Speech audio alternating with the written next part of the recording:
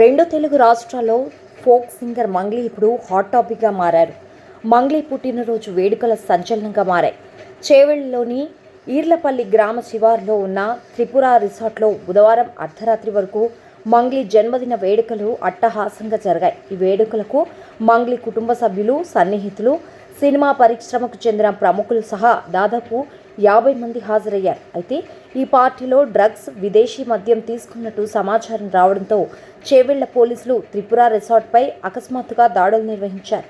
ఈ దాడుల్లో పెద్ద మొత్తంలో విదేశీ మద్యాన్ని పోలీసులు స్వాధీనం చేసుకున్నారు. అంతేకాకుండా పార్టీలో ఉన్న 45 మందికి పోలీసులు గంజాయి పరీక్షలు నిర్వహించగా అందులో 9 మందికి పాజిటివ్గా నిర్ధారణ అయింది. ఈ ఘటనపై పార్టీ నిర్వాహకులపై పోలీసులు ఎన్డీపీఎస్ యాక్ట్ కింద కేసు నమోదు చేసుకుని దర్యాప్తును ముమ్మరం చేశారు. మంగ్లీ బర్త్డే పార్టీలో తెలుగు నటి దివి కూడా ఉన్నారు. ఆమెకు సంబంధించిన ఫోటోలు, వీడియోలు సైతం బయటకొచ్చాయి. దీంతో ఆమె కూడా డ్రగ్స్ తీసుకున్నదని ప్రచారం జరుగుతోంది.